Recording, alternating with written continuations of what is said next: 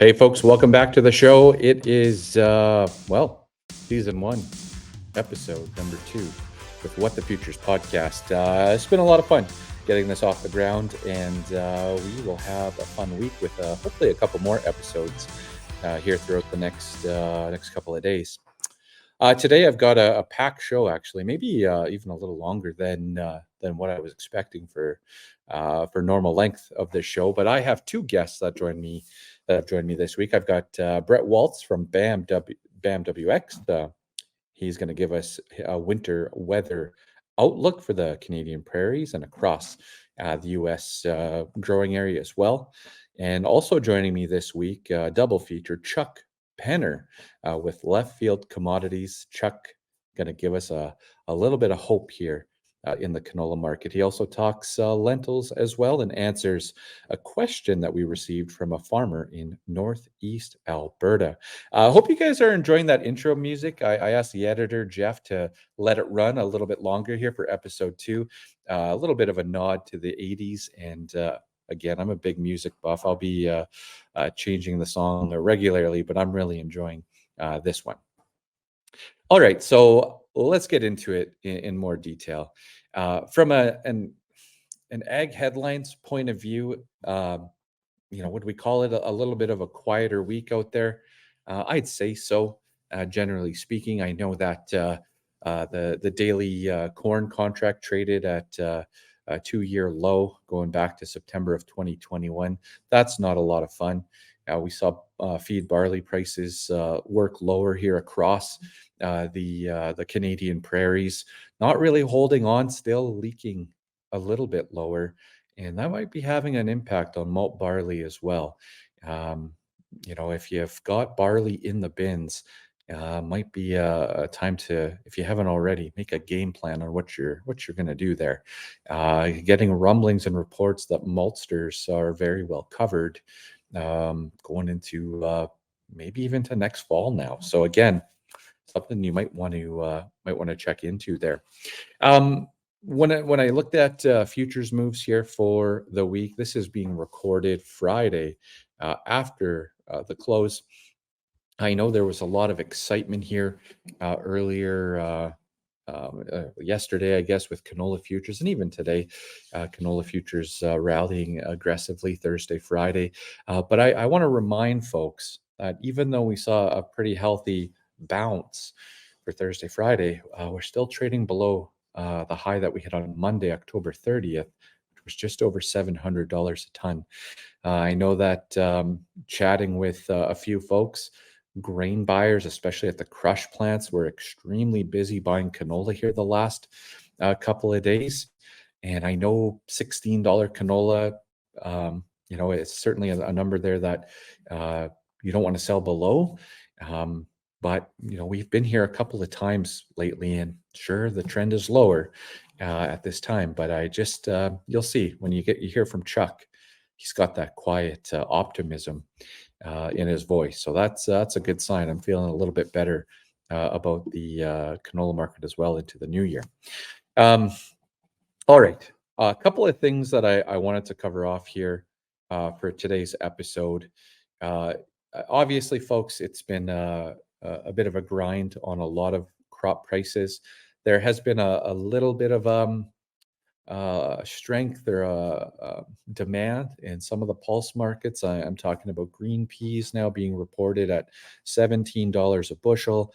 I'm looking at yellow peas now. I was checking the Farm Bucks website a little bit earlier today, and I saw up to about an 11.90 in portions of the prairies. I believe that was in Alberta, but a lot of 11.25. So just a little bit of strength in that yellow pea market as well.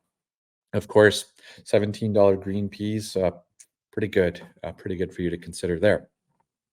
I wanted to chat about wheat for just a moment, and I've noticed if you look at basis levels across the prairies, we've got a lot of strong basis levels. We're getting to some record setting areas on wheat basis. We've got a lot of demand for Canadian product right now. Hopefully we can tell that story here later in the month or maybe into next month. bring on some guests to talk about that. But we've got some good strength in wheat, and we've got a low Canadian dollar, and with that, you're seeing some of the best basis opportunities that we've seen here in a while. I'm talking about that positive $2 a bushel ish, maybe $1.50 in portions of southern Saskatchewan and into Manitoba, but some very strong basis levels. And I'll tell you, my background is crop marketing, right? But it's intriguing to look at those basis levels. We're not seeing much when it comes to a futures strength or futures rally. So you got to be a little bit cautious here with these basis contracts. But if there's two parts to the equation, from a historical perspective, basis levels are pretty sweet. The problem is the wheat market's giving us carry. It's asking us to store wheat, and that's usually a signal for a downtrend. One signal for a downtrend. So something to take a look at. Again, every farm's different. Every farm's got a different way to attack this, and there certainly is many different ways to look at pricing wheat. But just want to highlight that wheat basis levels very, very strong, and I wouldn't be surprised if you grab that basis, threw a target in. Maybe it's $10 a ton or something better than that. 5 to 10. Give it a try. You might get an interesting basis target trigger here across the prairies. All right, what else did I have from a market perspective? Of course, Chuck's going to cover a few things here in just a couple of minutes. Thought there was one more thing. I noticed a little bit of strength in the flax market as well, maybe a lower Canadian dollar there, influencing that, and oats kind of holding steady. So what I plan to do in future episodes is kind of cover what I view as the important headlines. My expectation is that what the headlines are, but if I can pick off a couple of interesting ones, again, I talked about corn here a few minutes ago, impacting barley. I think there's decisions to make around barley. That's why I brought it up. I'm going to try to talk about futures moves in greater detail, and I want to talk about bids that excite us as well. Now, we've got a weather update from BAM WX shortly. We've got left field commodities. It's going to be a bit of a longer episode here to kick off the season. So I'm not going to ramble for too much longer. So let's turn it over here. All right. Thanks for tuning in, folks. I am excited today to welcome to the What the Futures podcast. I've got Brett Waltz with BAM WX. Am I saying that right, Brett? Is it BAM WX? You're saying it right. Yep. Fantastic. Yep. All right. I've got Brett with us here today. Brett is going to join us for season 1 of What the Futures. We're going to get together on a monthly basis and talk all things weather. Brett, why don't you introduce yourself to the listeners here across the Canadian prairies? Yeah, thanks, Ryan. And thanks so much for having me. Really excited to be on and kind of represent our company, BAMWX. And I've been with the company now for about 6 years. I am the Chief Communications Officer and a meteorologist with the company. And a little bit about us is we forecast for farmers and folks in the agriculture industry, probably hundreds or thousands of them across the United States and South America. And ultimately, what we do with that is to provide a whole lot of important and critical forecast information, both in the short term and in the long term, ideally to help you make better decisions and smarter decisions and to keep you more prepared. I think that everybody would agree that weather has a huge impact on the industry, and kind of being able to combine some of the new tools available and the human side of things to give you a more tailored forecast is what we do at BAM Weather. Awesome. That sounds great. We've, well, like many areas across North America, we've had our challenges here the last couple of years with a significant drought in 2021 across the prairies. And of course, last year, again, another kind of a strange one, lots of dryness around here as well in 2023. And, I was sitting here in October. I live just outside of Edmonton, Alberta, and October felt like January. I had snow on the ground, it's cold. And then November 1st rolls around, and I have a beautiful forecast in front of me from a temperature perspective, the snow has melted away, and it's back to feeling kind of warm and dry. So, um, do you have? I know you guys have a whole bunch of tools. I know that you guys do a great job on your webinars. I believe you had one last week. Is there anything that you'd want to tell the listeners here, maybe from that webinar on what you guys uncovered with the winter forecast? Yeah, for sure. And there's no doubt about it. It has been a very kind of odd, but a very dry period over the last 3 years, especially in the central part of the country in the United States and into the Canadian prairies. Throughout the summertime, the core of the drought area has maybe shifted year to year slightly, but it's been there. It hasn't really gone away. And what we talked about last week in the webinar is that a lot of that had to do with La Nina conditions. And I know a lot of people have probably heard that. We had 3 years in a row. I think only the second time that's ever happened where we had 3 years in a row of La Nina conditions. But this upcoming winter, we should slowly start to feel the atmosphere respond to El Nino conditions. We're seeing, in fact, a stronger El Nino, which is warmer waters in the Pacific Ocean. And that's critical. It's going to be extremely important for, I think, a lot of folks in the Canadian prairies, but also in the central part of the United States, the Midwest, and the Deep South, too, that are dealing with really bad drought conditions. And in an El Nino, it can mean a couple of things. For folks down to the south, the further south you go, typically El Nino winters can be a little bit cooler and a little bit wetter. And when I say south, I'm talking like Ohio Valley, I'm talking about the central and southern plains and the deep south. However, in the winter time, it can lead to warmer than normal conditions. You mentioned you're already kind of feeling it up there where you're at. Hmm. Yep. Unusually warm conditions across the Canadian prairies, at times across the northern plains, although there can be more fluctuations in there and into the Midwest, but also drier conditions there.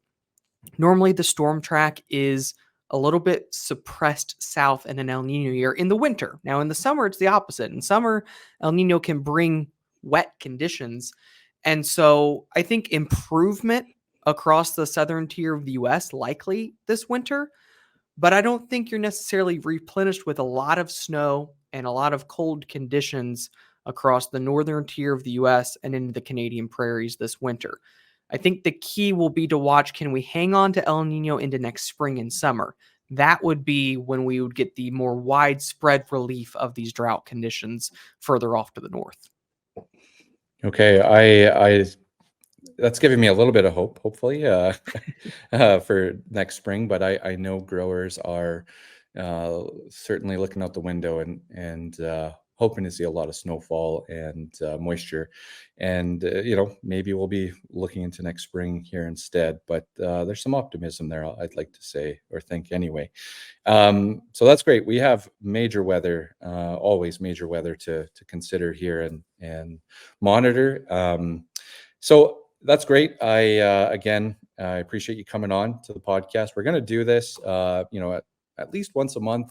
We're going to cover off major U.S. weather events, South American weather as needed, and also Canadian prairie weather.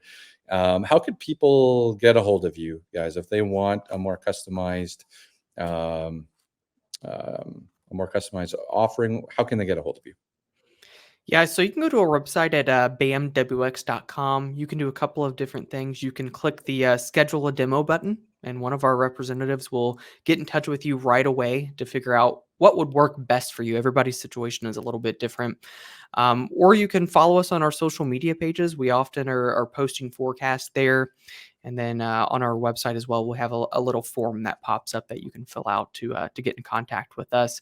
You can also email me. I'm always happy to help. Brett@bmwx.com. Fantastic, Brett. I appreciate you jumping on today. We'll chat again here in a couple of weeks, and look forward to learning about what you guys are seeing in the weather throughout season 1 of What the Futures podcast. Thanks for having me. Once again this week, I have Chuck Penner with Left Field Commodities joining the What the Futures podcast. Chuck will be joining us on a monthly basis moving forward. Excited to have Chuck on the show. and it gives you an opportunity, growers listening in. It gives you that opportunity to ask some questions and get some insight on all the crops that are covered by left field commodities. And at last count, Chuck, do you know how many crops that is that you're covering now?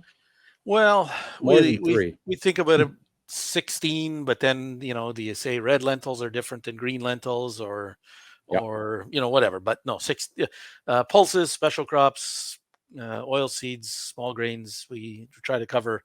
We don't do caraway or coriander or things like that, though. All right. So that's to be added. I'll just put to be added. No. Perfect. All right. Chuck, I've got a couple of questions myself, and I've got a farmer question coming in from Lynn out of Northeast Alberta as well. Number one here on my list is, what is going on with canola? Well, that's a good question, Ryan, and I wish there was a Easy simple one. answer to it, but I'll have to circle around a little bit to try and get to that. So when we think about canola, and we one of the things I think it's important to do is, well, first of all, we think about the size of the Canadian crop.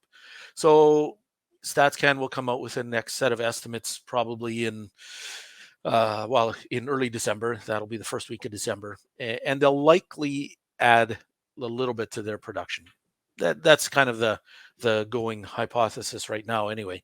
Sure. And so that could be interesting, but I don't know that it's going to really shave them, or boost the market, or hurt the market all that much, because largely farmers are already buying, and or are already selling, and buyers are already buying, and all of those kind of things. So they've already kind of come to a bit of a consensus, if you will, about where the supplies are at, and so on. Um, but it's the kind of a situation where we tend to think about canola is one of these crops. Durum would be another one, where we we tend to think, or it's the simplest thing to think. Okay, well, how big is the Canadian crop, and what does that where should prices be? Where should that make prices fall in? Right. And it's not quite that simple anymore. And so even for Durham, that's well, we won't go into Durham today, but there are a bunch of other things going on outside of our borders that have really changed that whole situation. In the case of canola, there's a few things going on. European buying is lower. Ukraine had a large crop again, and just as a bit of a heads up, we're getting some signals out of Ukraine that the rapeseed that they're planting now this fall for next harvest in 24, Mhm. they could really be boosting acres there a lot, because it's one of the crops that they've been able to move into Europe without too much difficulty. It's one of the better cash crops for them, so they Mhm. really could be boosting canola or rapeseed acres, and so that's something to watch for next year. But Sure. right now, that's part of it. Australian crop is down from last year. Last year's crop was massive, so this year's crop isn't massive, but it's still a pretty good sized crop, and that tends to go into Europe as well too. China demand has been relatively strong, but there's always these questions about China. What their economic growth, and what does that mean for meals that they're eating out, Yeah. and so on, and all of those kind of questions around that. China is notoriously difficult to get any real answers on, though, and so we tend to watch how what's their import pace. Is it lining up with what people are saying, or the signals that China itself is trying to put out to the market? But really, what's been happening is we've got a situation where the funds are very, very short, record short, as a matter of fact. Okay. So they've really been working hard to push it down. And really, when it comes to the funds, and that applies to wheat as well too, is when they're short, they make more money by prices going even lower. So they're heavily sold. They're heavily sold. If they can Yeah. keep pushing that down, and then they keep selling, um, and then that's how they make money, is by pushing the market lower. And as long as they can keep doing it, they will. So it's when fundamentals start to make that turn against where the funds are at, Mhm. that's when you start to see things snap back. And so they say, what because they're heavily sold. So what happens is that course, I'm using hand signals on an audio thing, so it doesn't really help. Um, but what happens is that as that market goes down, they move they call them buy stops, and they move them down and they stay just above where prices are at.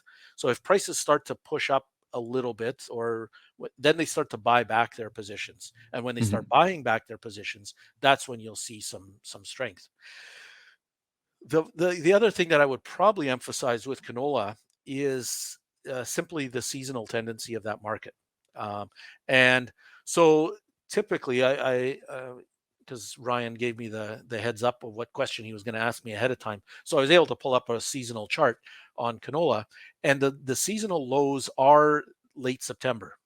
So yeah, we are past that right now. We're a bit Yeah. beyond that, but a few weeks, 3 or 4 weeks, or whatever, isn't isn't isn't unusual for us to be out of sync a little bit with the seasonal tendencies. So we're at the time of year where the lows tend to happen in the canola market. Mhm. And then we also have farmers that are looking at the chart and they're watching it go down and down and down, and they're finally going, okay, that's it, I give up, Yeah. and then they sell. So that's the extra little piece of that. But there is always that old market saying is, sell when you can, not when you have to, or or don't. Well, there's lots of different sayings. Don't chase the Yeah. market lower, and that seems to be where we're at a little bit in the canola market. So if we look at looking forward into over the next number of months, the seasonal chart tells us, and these aren't 100% guaranteed, but the seasonal chart tells us that we'll start to see a recovery going into this later into the fall yet. But again, we're pushing it a little bit later than usual. But the Mhm. seasonal highs for canola don't usually show up until May or June, Right. when we've chewed through a whole lot of canola already, and the crush side is still going gangbusters. The domestic crush side is still Yep. going gangbusters. So we're not worried about that demand. The U.S. is buying canola seed and canola oil at a really good clip as well too, because they're already crushing canola for renewable diesel down there. They Okay. were already doing that. So that process is already underway. We've talked about that being the situation for Canada, that we're going to have all these crush plants come on stream, but not yet, not until, the first one might be not till the 24-25 marketing year, or mid 24 or Okay. something like that. Yeah. But that's already going on in the States. So it's causing some extra demand as well too. So to be honest, I'm not panicking, or I'm not too concerned about where we are right now, um, because the tendencies and the movement will start to improve as we get further into the year, and so I'm feeling pretty good about that. I mean, it's you had hoped that maybe you would be bouncing from 750 or $800 a ton, Yeah. when that move Yeah. starts to happen. And now you're at 670. Well, what was it today? The Jan closed at under 675. So you're starting at a lower point. But Mhm. yeah, I'm not too concerned about that market, frankly. Yeah. Yeah, those are all good points in there as well, and like you said, sell when you don't sell. Or what's the saying now, Sell Chuck? when you Is it can, not when you have to. there? You go. Sell when you can, not when you have to. And I see in conversations with growers there's a little cash flow pinch starting to happen here, and maybe there's other crops that they can look at to sell. So I like that quiet confidence about you in the canola market, Chuck. We'll check that one up there. Okay, let's move on to my second crop for today, which is red lentils. And red lentils, to me, have been, just kind of sleepwalking here lately. What are you seeing in the red lentil market?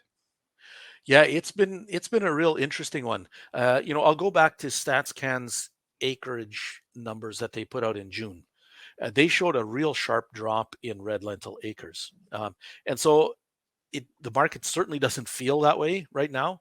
But that's part of one of the reasons, again, why um, um, I think there's some more room for optimism in the case of red lentils. But the other part of it, and I just referring to this type of mentality earlier, is where it used to be, well, whatever Canada's red lentil crop is, that determines what the world price is. Well, this year, the Australian lentil crop is probably going to be in the neighborhood of 1.4 to 1.5 million tons. Okay. And the Canadian red lentil crop is going to be sub a million tons. So Okay. Australia's red lentil crop is considerably bigger than Canada's. So that means that we don't run the show anymore. We're still a critical part of it. Don't get me wrong, but we're not the only show in town. Maybe put it that way. Mhm. When it comes to red lentils, so that's probably one of the negative factors going on. What happened with red lentil bids earlier this year is when it looked like, okay, it's clear we're not going to have the yields that we had hoped for, and that's almost a certainty, is we saw red lentil bids run up to 40 cents and maybe a little bit higher in some cases. Mhm. Since then, they've kind of dropped back to 35, 36 cents is kind of and you're right, they've kind of leveled off there, and they're just floating around there. Now, there are some who have blamed our prime minister for that, Okay. because there was this diplomatic blow up with India, Yep. where Right. certain Yep. accusations were made in very public places, Mhm. and so on. And I'm not going to get political. That's maybe you have another Different guest show. on. Different show. Yeah, Yeah. different show. Yeah. But some of that was blamed on that, and basically saying that India, if they don't shut the door on Canadian lentils officially, government edict or whatever, even then, Indian buyers are just going to buy less red lentils from Canada, just because they don't like us. Yep. And so there was a little bit of those, but this move lower already started before that. It's Right. it doesn't quite line up. The other reason why I would say that's not true is, if that was the case, if India stopped buying Canadian red lentils, they would have to switch to Australia, which is really the only other large supplier of red lentils out there. Um, Mhm. and that should cause prices in Australia to take off. Well, they Yep. haven't. They've done the exact same thing as Canada. So it is more of a global situation that, and even prices in Pakistan and India and Turkey, they've all done that same thing. Went up, and then now they've kind of dropped off from that. But again, have largely leveled off. Part of that is because there was a whole lot of trade that was done during that surge in prices, the 40, 42 cents. And there's a whole lot of lentils that have gone into India. So here's the positive aspect, is that Indian lentil imports so far in 23, 24 are running at record levels. They really need a whole lot of lentils. And so even if they are, well, and we know that they're buying a good chunk of those from Australia, they still need Canadian red lentils. And really, India won't have another lentil crop until next February, March. And the one that they're just planting now is Mhm. going in under pretty dry conditions. Okay. So they could even need even more. So again, and frankly, the seasonal chart for red lentils actually shows a high, also April May kind of time frame. So again, it's current prices are not horrible, Mhm. but we should see some strength later in 23, 24, and it could get even more exciting if there's a real problem with the Indian crop, which we will know probably by January, February kind of time frame. We'll know Yep. whether their crop is in trouble or not. So yeah, that's another one where it's kind of blah right now. Green lentils are still going great guns, um, and because of that one, there isn't product from Australia. Okay. It's just Canadian and U.S. lentils, frankly, and those harvests are done. There won't be fresh supplies until next fall. So Yep. those prices are really taking off. Actually, they're higher. Green lentil bids right now are higher than they were in 21, 22. Oh, So, really? so yeah, a really good news story for those who grew those types.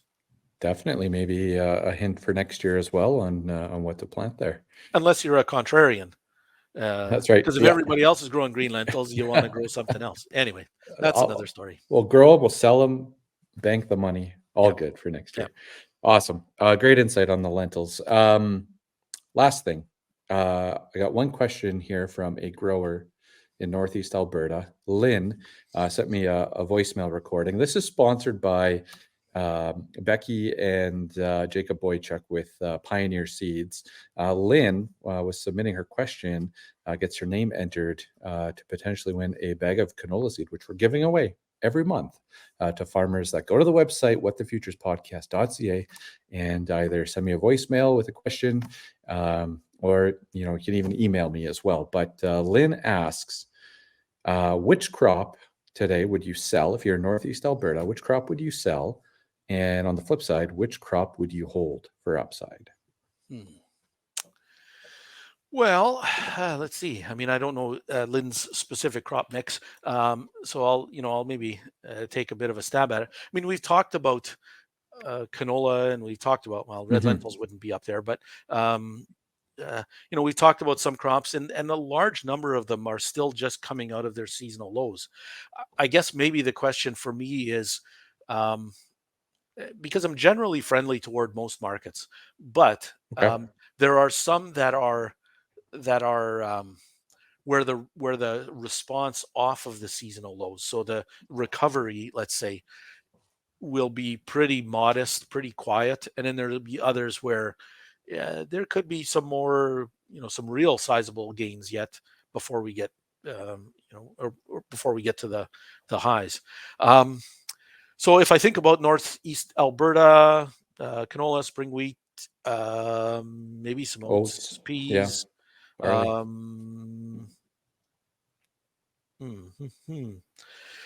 I would say that, and barley as well. The barley might have a hard time really, really showing a whole lot of strength. A large part of that's going to be determined by the corn market, because we now have this ready flow of corn. Whenever barley prices get too rambunctious, the corn comes in, and if the U.S. crop is, it's mostly harvested now, and depending on what the South American crop does, and all of those kind of things, we may not see a whole lot of strength, and we could even see a bit of softness in that barley market. So I think maybe the gains will be pretty modest in barley, unless something really blows up in the corn market. But the gains in barley could be pretty modest, and that would include malt barley as well, just because the demand for malt barley from an export channel and from a domestic maltster is kind of weak right now, kind of anemic. And right now, I think maltsters are getting close to getting enough coverage, and then that spread between malt and feed barley could start to shrink again. Right now, it's actually pretty decent, but it could get shrink back to a more normal level. So that's a little bit the concern. So barley might be a little bit more concerning. I would say, and again, I don't know if they're growing oats up there or not, but I would say oats is actually one of the friendlier ones, and it's come off the lows, and then it's another one of those where that's just kind of sat there, and hasn't really moved much. But largely, from what we've been told by millers and that sort of thing, is that they had some pretty good coverage through the first few months of 23-24. So maybe even up to December or January. And so they've been able to just not bid aggressively. But farmers, on the flip side, have told us that they're very bullish and expect some considerably higher prices. So as you get into December and January, when the millers have to start buying again for the spring, that's, I think, where we'll start to see some nice gains. We're certainly not going to get to the 21-22 highs, but our oat S&D, our balance sheet shows very low ending stocks at the end of 23-24. So I think there's room for that market to show more gains. But yeah, generally, like I tend to think a lot in terms of seasonals, and in future shows you'll probably hear me repeat that ad nauseum. But but it's not the time to give up on the markets for the year and just say that's it. They're never coming back, Right. because this is the sorry, excuse me, the tends to be the low point of the year. So if you want to use a whatever kind of analogy, it's always the darkest before the dawn, or whatever, Yeah. right? Yeah. So kind of that, but it every year we kind of almost every year we feel that way, that oh boy, it's terrible right now, and it's never coming back. Well, and it kind of winter starting to set up a little bit now, and there's lots of different things going on. But I know it starts to build on the psychological side of farming and farmers, and it can be tough when you're thinking the lights at the end of the tunnel, and then you have another tough week of prices going down. But I like your optimism and your reference to the seasonals, because that certainly makes a lot of sense there. Um, I just got two last quick things, Chuck. Number one, have you done any crop rankings for 2024? Yeah. Not yet. We'll Okay. typically do those in December. So Perfect. we'll look at some gross margin stuff, and we know that that's not the be all and end all, and people need to stick with crop rotations and all of those kind of things. But yeah, Yeah. it's a conversation starter anyway. Oh yeah, I love them, and I love debating them. So we'll probably get together again here in early December. Maybe we'll talk about crop rankings at that time. In the meantime, though, how can farmers check you guys out? Well, they can go to our website. It's the easiest thing is leftfieldcr.com. And Okay. right on the front page, you can sign up for free trials. We really don't want anybody subscribing to our stuff until they've tried us for free for a while, just so Yeah. they know what they're getting. The worst thing, I would feel terrible if people signed up and then they said, "Oh, this isn't at all what I was expecting," um, and uh, and so on. So we really encourage people. So you can try us out for 4 weeks. You'll get 4 weeks worth of reports for whichever one you choose, or all of them. And so yeah, you can see what we do. Fantastic. Appreciate your time, Chuck. Have a great rest of November here, and we'll certainly talk soon. Okay, thanks, Ryan. All right. It's maybe a little bit something I'm going to work on. It might have been a little bit choppy there, but I do want to thank Brett and Chuck for joining us this week in our double feature to kick off the early part of the season here of the podcast. To wrap up, I just have some fun stuff to talk about here as well. So you heard Chuck answer a question from Lynn. Lynn farms in Northeast Alberta. And by asking a question, by going to the website, she actually recorded her question. And I hope to play the recordings as part of the episodes in the future here. But she got her name entered to win a bag of canola seed from Pioneer Seeds, sponsored by the agency of Jacob and Becky Boychuk. And we appreciate that early dedication of the show that those two have shown, and that Pioneer Seeds and Corteva has shown as well. We thank you. If you want to get your name entered, the odds are phenomenal to do this. A bag of canola seeds worth like $800. You're going to grow 60 bushels of it, sell it for $20 a bushel. It's going to be amazing. And you can win that just by going to the website, www.whatthefuturespodcast.ca. Click the voicemail button. You can even say, "Hey, Ryan, liked your first episode," whatever you want to say. Just go to that button, record it. I'll answer you as well. If you have a crop marketing question, shoot it over. If you've got a farming question, shoot it over. If you need some advice on something, I'll Google answers and respond, right? So give it a try. The odds are phenomenal from our generous sponsors over at Pioneer Seeds. You can see the sign behind me if you're watching on YouTube. All right, one last thing. Let me just check my show notes here.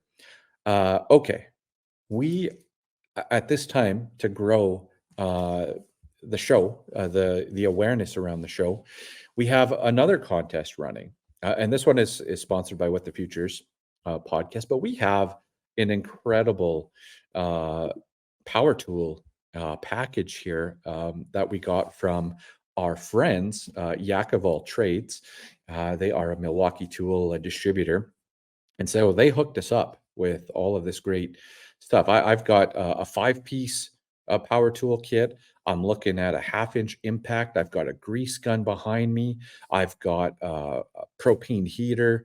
I've got a grinder. I've got all these tools worth north of 3 grand. Okay. And again, the odds are phenomenal. If you want to attempt to win these prizes, this package, go to the website at the very top. You just have to subscribe to our email. Easy as that. It says, what's it say on the website? Anyways, go to the top. It says enter contest here, something like that. Again, odds are phenomenal. We're giving that away. The draw, or pardon me, the contest closes November 12th at midnight, and we're going to draw for that the next day. So, tell your friends, share the news. The podcast is up and running. We appreciate it. And we got a sweet little prize pack for you to win there as well. Next episode is probably going to be myself solo for the most part. I also will have Becky and Jacob Boychuk join me to talk about their agency here just a little bit.